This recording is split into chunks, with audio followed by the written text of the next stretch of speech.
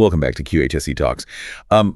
Usually when we talk about a medical diagnosis, there's this deep comfort in the expectation of precision. Right, yeah. You know what I mean? Like you break your arm, you go to the hospital, and the x-ray shows that jagged white line right there on the screen. Whoa, exactly. It's right there. Yeah, the doctor points to the monitor and says, well, there it is. There's the problem. It's incredibly binary. It's comforting. It is comforting, mostly because it's entirely visible. We have this fundamental human bias toward things we can immediately categorize and, fix with a cast or a stitch. Right. But when you step into the world of occupational safety, and specifically the sprawling, chaotic world of transportation, that x-ray machine is basically useless. Completely useless. Yeah, we're suddenly looking at a diagnostic landscape that is incredibly murky and dynamic. And if you're listening to this right now, I know exactly what you're doing. You're deep in the trenches, gearing up for the ASP exam, specifically tackling Domain 2, Topic 8, Part J. The big one, fleet and driver safety. Exactly. And I want to pause right here and frame this for you because it is so easy to view this as just another exam hurdle. Just another syllabus requirement you have to memorize. Oh, for sure. Just another box to check. Right. But what we are actually talking about today is a critical life-saving duty. It's arguably the most vital thing a safety professional can master. It really is the ultimate high-consequence environment. I mean, the stakes are just astronomical. To put a number on those consequences, there's a benchmark statistic in the study materials that genuinely stopped me in my tracks.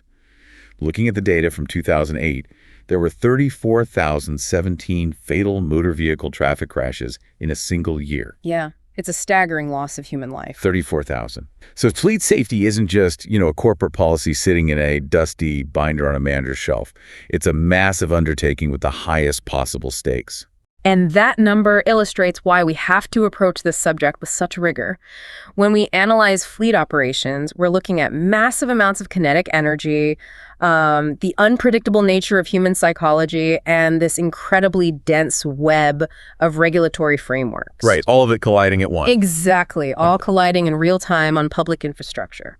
So to conquer this topic, both for the exam and honestly in your career, we're going to pull apart that regulatory web to understand who actually enforces the rules of the road. Which is amazing itself. Oh, definitely. And then we're going to examine the biological and psychological realities of the human driver.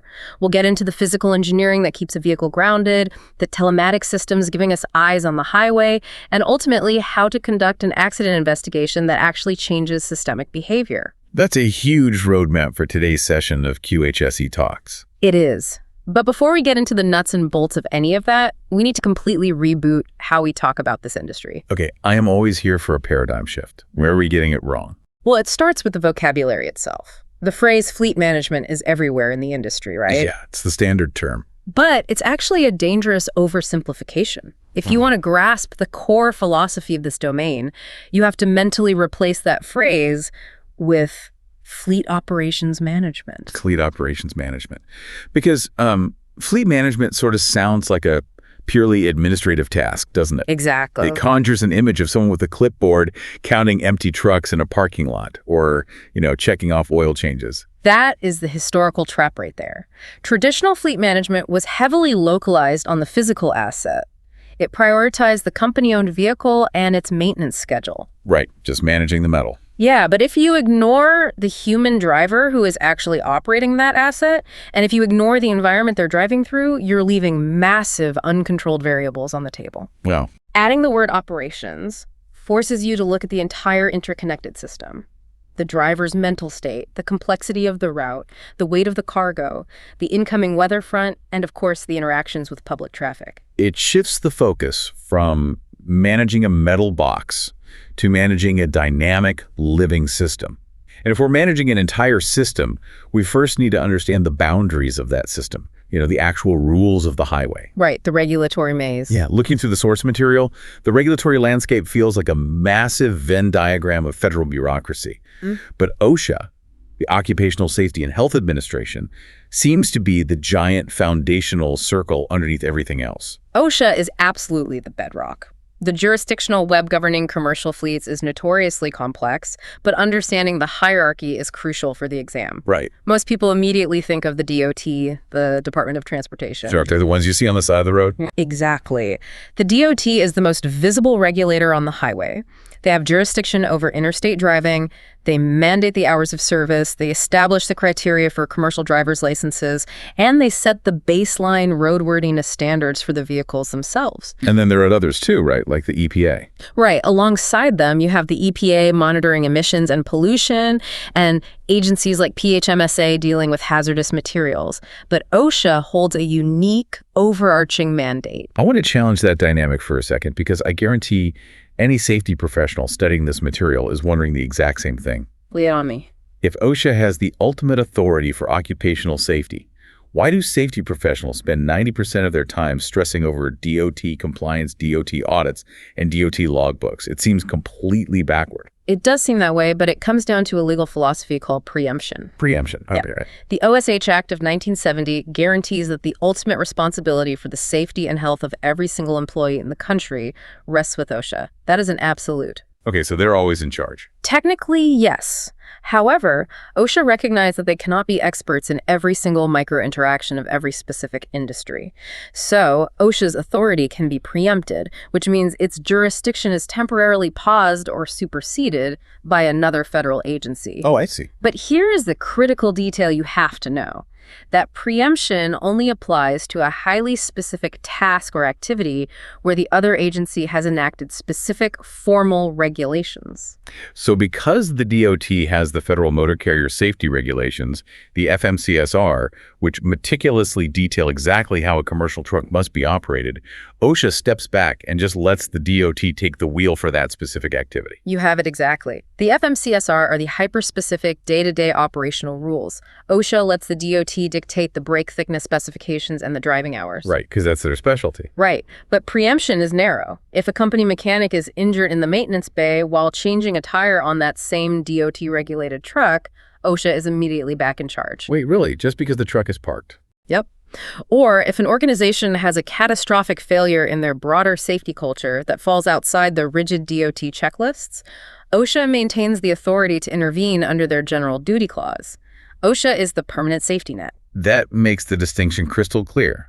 The DOT is handing out the specific speed limits, but OSHA ensures the fundamental right to a safe workplace is never violated. Exactly. And this feels like why the sources heavily emphasize integrating broader safety management systems into fleet operations. You know, things like ISO 4501 and ANSI Z10 2022. Oh, those frameworks are vital because they bridge the gap between simple DOT compliance and true occupational safety. Right, getting beyond and just ticking the boxes. Yeah, ANSI Z10 2022, for instance, isn't just a list of rules. It's a blueprint for a continuous improvement cycle. Plan, do, check, act. A classic cycle. Right. It moves a company from a reactive stance where they're basically just trying not to get fined by the DOT to a proactive safety culture. It establishes the best approaches for identifying hazards before they result in a collision. And when you distill those massive organizational frameworks down to the actual day-to-day mitigation of fleet risk, the study materials highlight 3 foundational management principles. Right, the core 3. Hiring the best person, training people to succeed, and managing consistently. Those 3 pillars are the practical application of a strong safety culture. First, hiring the best person requires job descriptions that go way beyond physical capability.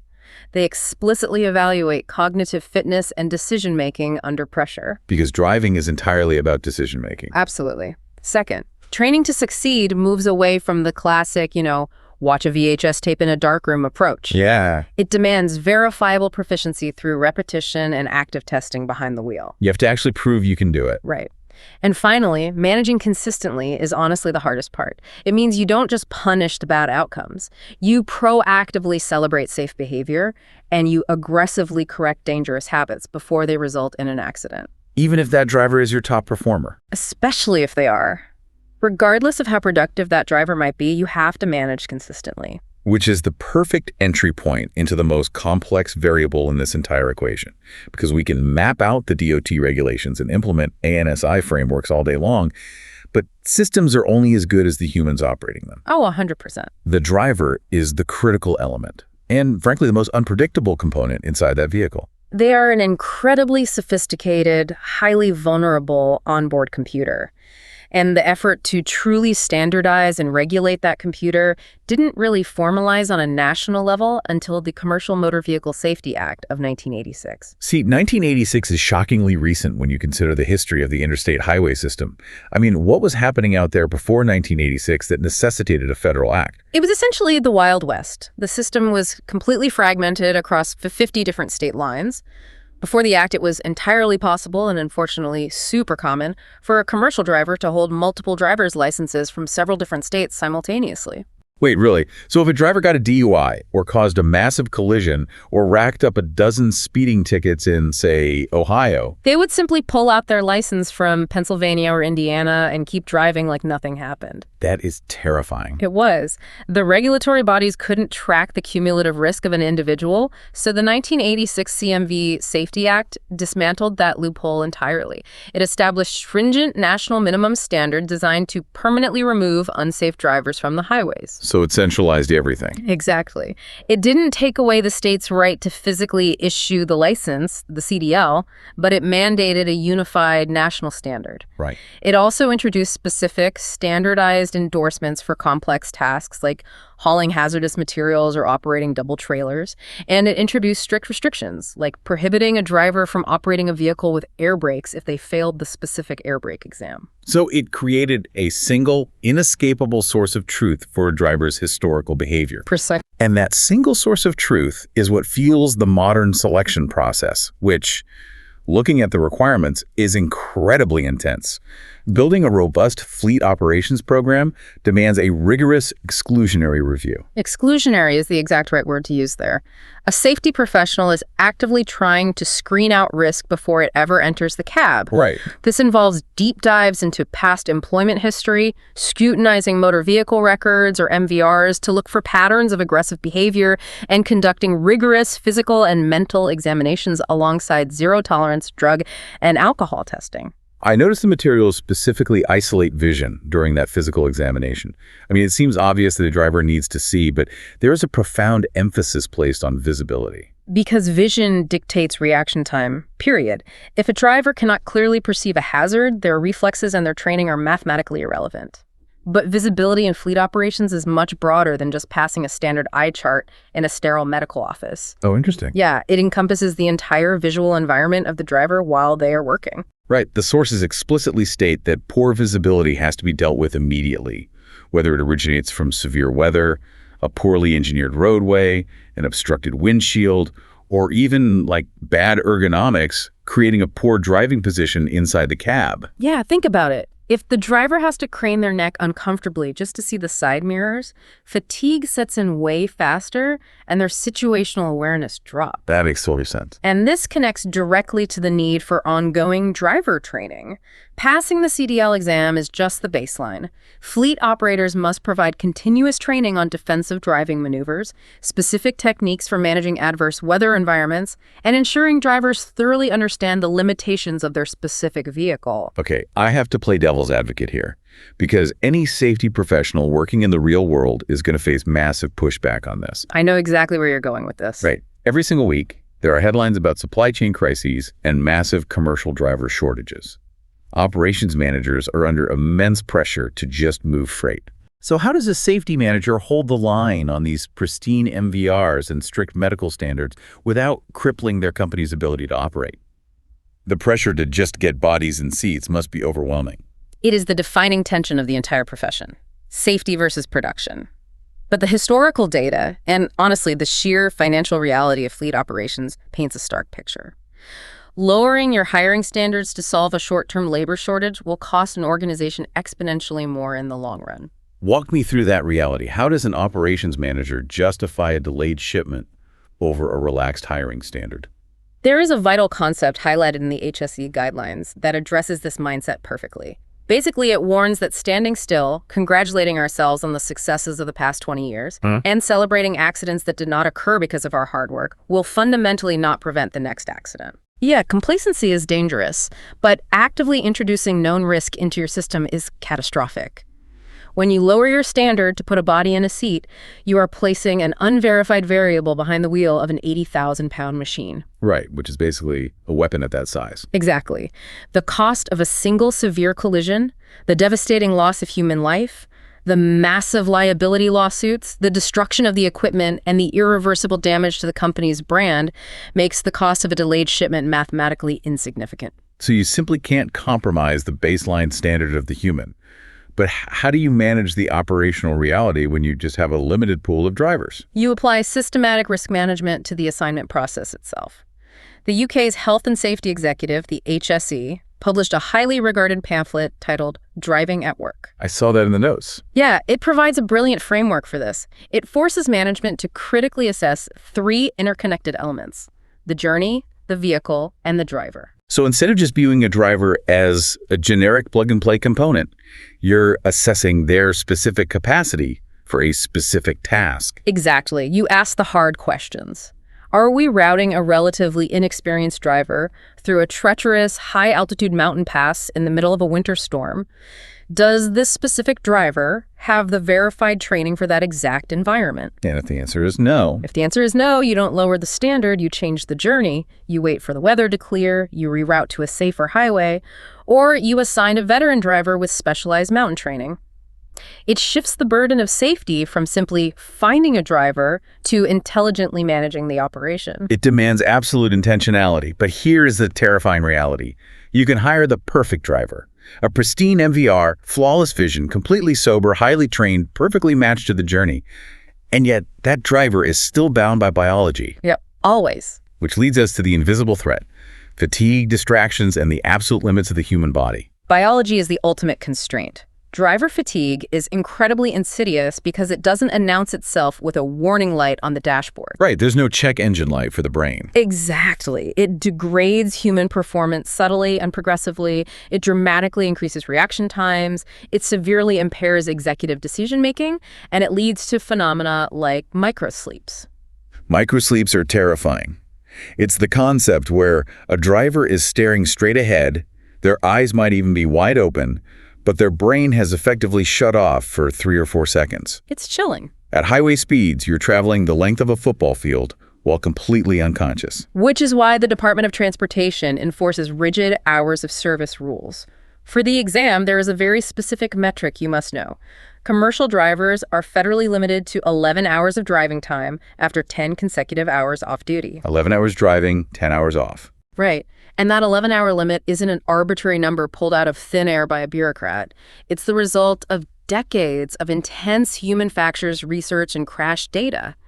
It represents the absolute biological ceiling before cognitive degradation becomes a critical public hazard. But enforcing that is incredibly difficult because historically the transportation industry has idolized the road warrior. Oh, heavily. The culture has rewarded pushing past limits.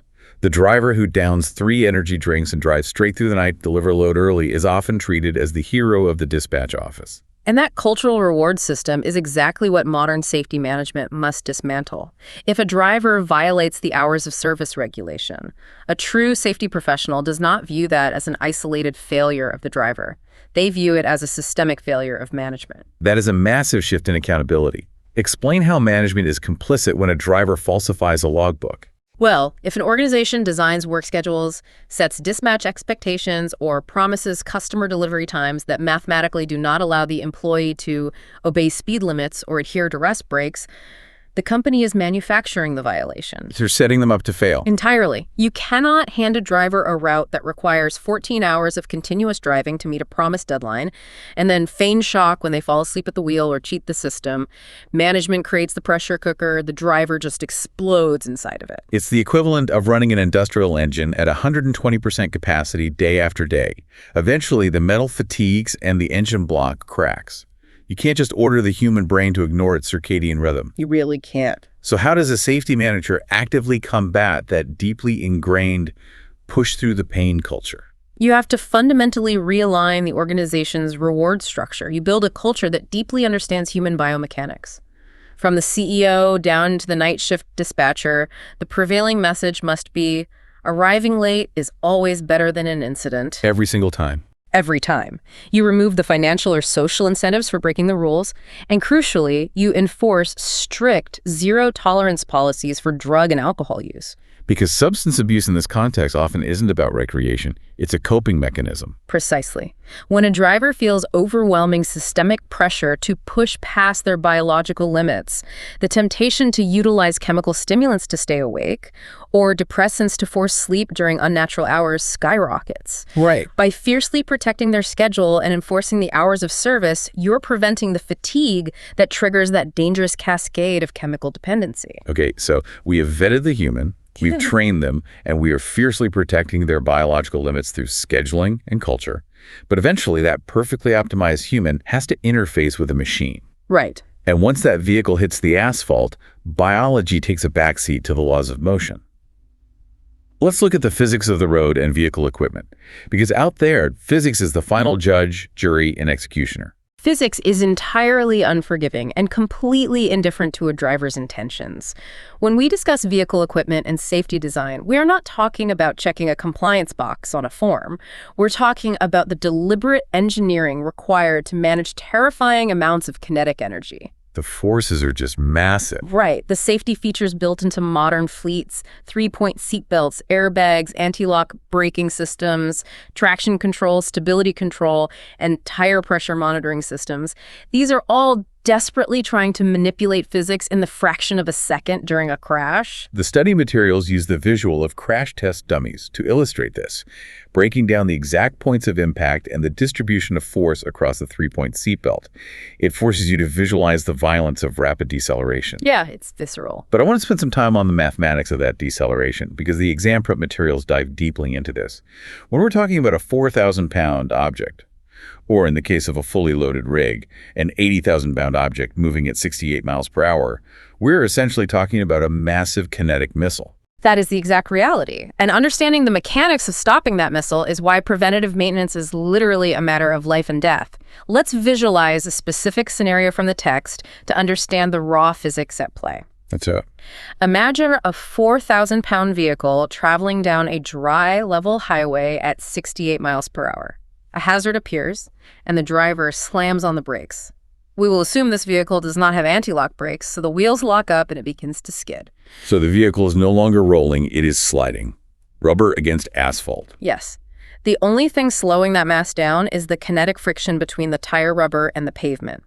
In an ideal scenario, on a dry road with good tires, that coefficient of kinetic friction is roughly 0.8. Okay, 0.8.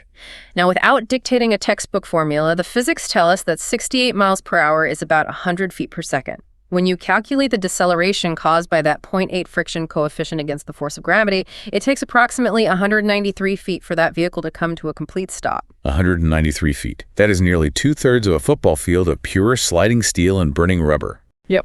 And that distance only begins after the driver has recognized the hazard, made the decision to brake, and physically depressed the pedal. Exactly. The physical reality is staggering. Even at a much slower speed, say 45 miles per hour, if a vehicle takes 3 full seconds to stop once the brakes are applied, it will travel almost 100 feet. That's 100 feet of forward momentum where the driver is essentially a passenger to physics. This is where the theory directly impacts the daily reality of a safety professional. If a vehicle requires basically 200 feet to stop under ideal conditions, how does a weak maintenance program change that equation? This is the crux of fleet operations. Those stopping distances rely on an ideal coefficient of friction. That 0.8 coefficient assumes your brake pads have adequate material to absorb heat, your tires have deep tread to channel away debris, and the road is dry. Right. If your fleet maintenance is reactive, meaning you just wait for things to break before fixing them, you are fundamentally altering the physics of the vehicle. If the brake pads are glazed or the tires are bald, that coefficient of friction plummets. And when friction drops, that 200-foot skid easily becomes a 300-foot or 400-foot skid. And suddenly, all that incredible driver training and careful scheduling we just discussed, it is rendered completely useless. Wow. Yeah, the driver can have the fastest reflexes on Earth, but if the mechanical equipment cannot physically grip the road and convert that kinetic energy into thermal energy, a collision is physically inevitable. Which is why equipment replacement tires, brakes, suspension components must be based strictly on age, mileage, and condition parameters, not simply when the part finally fails. You are meticulously maintaining the baseline physics required to save a life. You're guaranteeing the vehicle has the mechanical capacity to perform the physics required in an emergency. But this introduces a massive logistical challenge. We have optimized the human, and we've meticulously maintained the machine so the physics work. But once that truck leaves the yard, it disappears over the horizon. Right, they're on their own. How does a safety professional actually know if those physics are being respected? How do you monitor a system that's spread across a continent? This brings us to the all-seeing eye of modern operations: surveillance, telematics, and data. This is where fleet operations have experienced a total technological revolution. Historically, a safety manager only knew how a driver was performing if they got pulled over and cited, or if an angry motorist called the "How's my driving?" 800 number on the back of the trailer, or, tragically, if they crashed. Right, it was just guesswork until something bad happened. It was entirely reactive. Today, GPS monitoring and fleet telematics give us unparalleled visibility into the cab. The sources are unequivocal about this.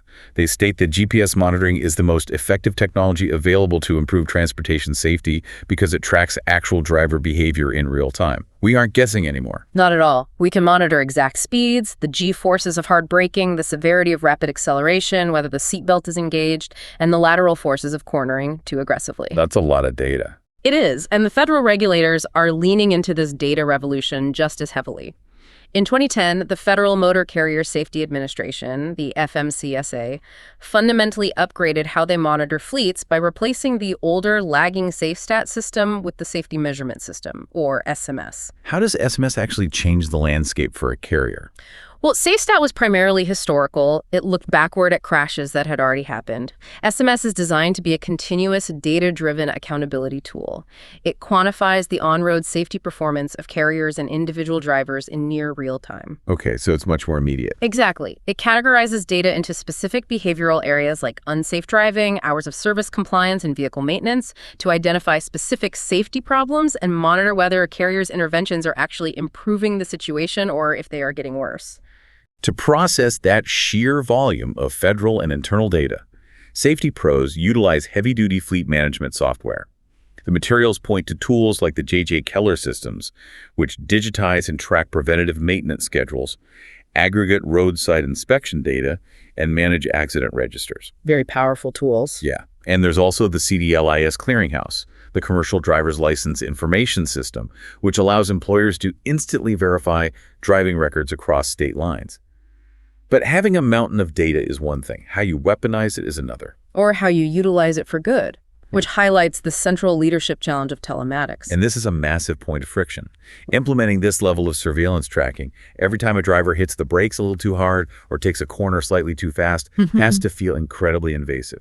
It's the definition of Big Brother. It really is. So how do you introduce GPS and telematics into a fleet without completely destroying the trust between the drivers and management? If you approach it as a surveillance tool designed to catch people doing things wrong, you will absolutely destroy trust. The data must be utilized for constructive feedback and systemic coaching, not as a blunt instrument for punishment. Right. If the only time a driver hears from their manager is a phone call reprimanding them for a hard-braking alert, the telematics system becomes an adversary. Drivers will resent it, morale will plummet, and they will actively look for ways to defeat or blind the system. So how does a modern safety professional flip that script? How do you make the driver actually appreciate the camera and the sensors? By using the data to build a collaborative, transparent culture. You change the nature of the conversation entirely. Instead of an interrogation, you use the data as a starting point for curiosity. Curiosity, I like that. Right, the manager sits down and says, look, looking at the telematics, you are one of our smoothest drivers. Your fuel efficiency is outstanding. But the system flagged a consistent pattern of hard braking every Tuesday at this specific off-ramp. What is the system not seeing? What is happening out there? That is brilliant. You are treating the driver as the expert on the ground. Exactly. And the driver might respond, oh, that specific off-ramp has a massive blind spot and traffic backs up into the lane because of construction. Suddenly, the telematics data hasn't been used to scold a driver. It has identified a severe route hazard. Wow. The safety manager can now reroute the fleet or issue a targeted warning to every other driver. You transform the driver from a target of surveillance into a vital partner in analyzing the risks. You use the data as a flashlight, not a weapon. But here is the somber reality we have to face in our final section. Despite the absolute best efforts, the most rigorous hiring, the strictest scheduling, flawless vehicle maintenance, and highly collaborative telematics, coaching human error and environmental chaos dictate that crashes will still occur. They will. It's inevitable. Which brings us to accident investigation and metrics. Because how an organization reacts in the aftermath of twisted metal defines its future survival. The immediate response to an incident is about life safety and containment. But the subsequent investigation is where organizational learning occurs. If you fail the investigation, you guarantee the accident will repeat itself. The outline mentions the immediate phase briefly, noting that a first responder, like a police officer arriving at a tractor-trailer accident, will rely heavily on the DOT Emergency Response Guidebook, the ERG. Yes, the ERG is critical. That book provides the critical initial guidance on how to identify and handle hazardous materials from a safe distance. But once the fire is out and the area is secured, the safety professional's real work begins. What is the fundamental goal of investigating a crash? The overarching goal is to determine the complex cause and effect relationships that led to the event. It is never simply a hunt for a scapegoat or an excuse to fire someone. You are looking for the true root cause. Getting to the bottom of it. Right. Was it an acute driver error? Was it a latent mechanical failure that the preventative maintenance schedule missed? Was it a systemic scheduling demand that induced unnoticed fatigue? You must rigorously assess the preventability of the crash. And ultimately, the investigation is useless unless you create specific, systemic countermeasures designed to break that exact failure chain so it cannot happen again. And parallel to that investigation, there is a strict compliance and record-keeping mandate. Yes. Under the DOT FHWA requirements, specifically 49 CFR Part 390.15, a carrier is federally mandated to maintain a detailed accident register. You must meticulously document the date, the geographic location, the driver involved, the number of injuries or fatalities, and whether any hazardous materials were released. But a register is ultimately just a list of bad days. A list doesn't proactively improve a safety culture. Which is exactly why safety professionals use that data for benchmarking, calculating incidence rates, and conducting performance appraisals. These metrics act as a brutal, honest report card for the fleet's operations. It shows you where you're failing. They reveal statistical weaknesses. Perhaps a spike in backing accidents in a specific region, or an increase in mechanical failures on a certain type of trailer.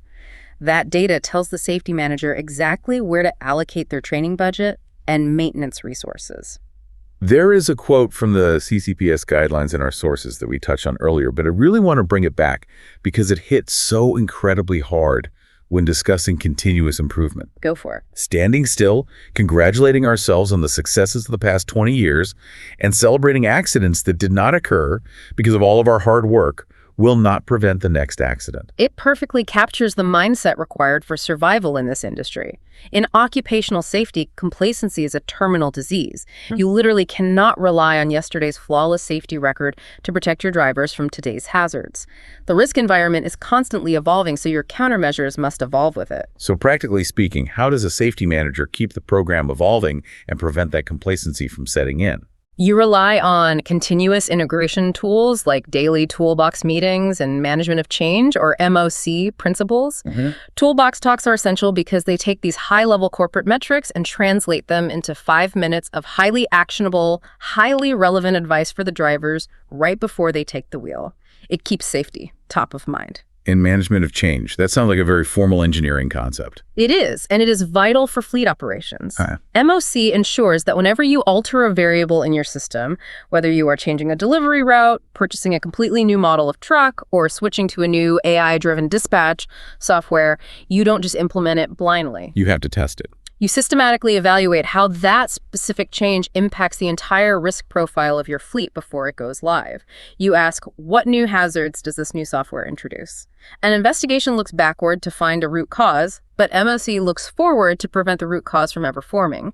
It redesigns the system so human error is absorbed rather than resulting in a catastrophe. We have covered an immense amount of territory today. We mapped the overarching authority of OSHA and the hyper-specific operational rules of the DOT.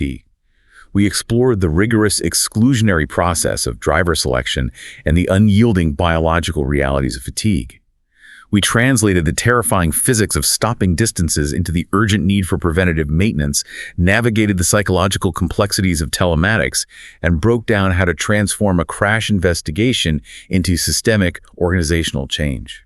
It's a lot to process, but as deep and comprehensive as our analysis has been, the ground beneath the transportation industry is shifting incredibly fast. I want to leave you with a forward-looking thought, something to synthesize everything we have discussed and apply it to the horizon. Okay, I'm listening. As this industry accelerates toward semi-autonomous and eventually fully autonomous commercial vehicles, how will your role as a safety professional evolve? That is a staggering thought. Because the central variable, the human driver and their biological limits, is fundamentally removed, or at least drastically altered. The driver basically becomes lines of code. Exactly. Will your day-to-day focus transition from managing human fatigue and policing logbooks to auditing AI algorithms and ensuring meticulous microscopic sensor maintenance? Oh, wow. Right. Will your job evolve into managing the complex, hybrid psychological interaction between a human monitor sitting in the cab and the AI that is actually driving the truck? The physics of a 4,000-pound or 80,000-pound kinetic missile sliding down the highway won't change. The coefficient of friction remains the exact same. But the brain is totally different. Right. The brain perceiving the hazard and calculating the reaction is changing entirely. It is a completely new frontier for fleet operations management, and it will demand a radically adapted, highly technical skill set. It's a wild, complex future to prepare for. But for today, for the listener mapping out their exam strategy, you have the deep, foundational knowledge required to conquer the ASP Domain 2 Topic 8 Part J requirement. You understand the regulatory hierarchy, you respect the physics, and you know how to manage the human element within the broader operational system. Thank you so much for joining us for this extensive session of QHSE Talks. Take this knowledge, analyze your systems, pass that exam, and go protect your fleets. We'll see you next time.